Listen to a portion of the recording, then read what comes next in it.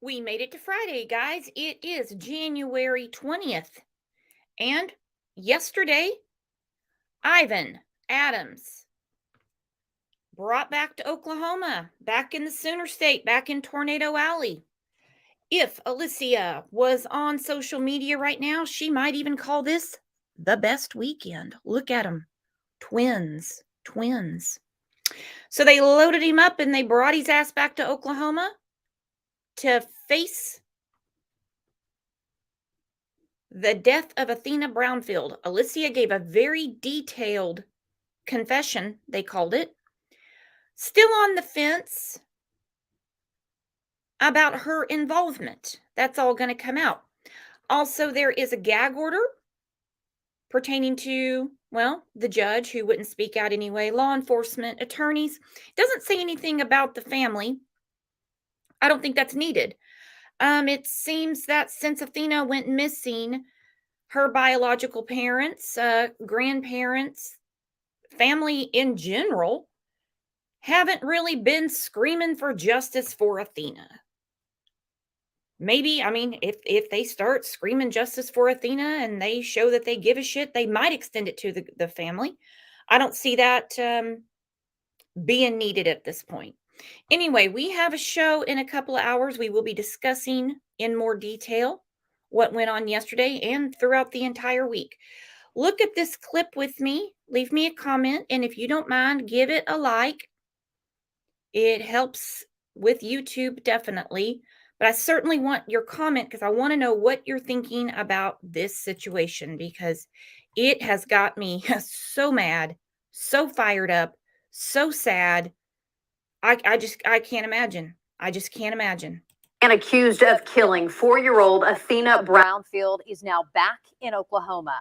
Ivon Adams was just booked into the Caddo County Jail about an hour ago. He was arrested in Arizona last week, and our KOCO crews were there as Adams was brought into that jail this evening. Thank you for joining us at 10 o'clock. I'm Jessica Shambach. I'm Evan Onstad. A judge also put a gag order on part of this case tonight. We have KOCO's Jason Berger live in Caddo County at that jail. Jason, I know you have more on both of those developments tonight.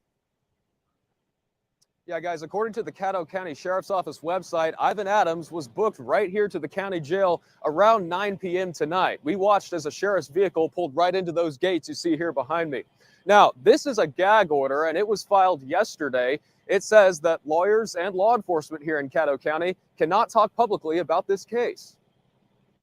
Gag orders are exceedingly rare, and they generally only occur in the most high-profile cases.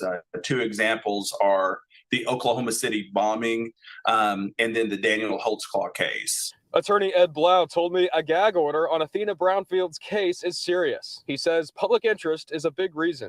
The most high-profile cases are the ones that people see when they turn on their TV, when they turn on the radio, and when they open Facebook or they open Twitter. Blau says judges will issue these orders if they feel it could impact a defendant's right to a fair trial. Athena's case is getting international attention, specifically on social media. If you see 15 posts from people you're friends with on Facebook all saying somebody is guilty, it's hard to say that that's not going to affect you on some level.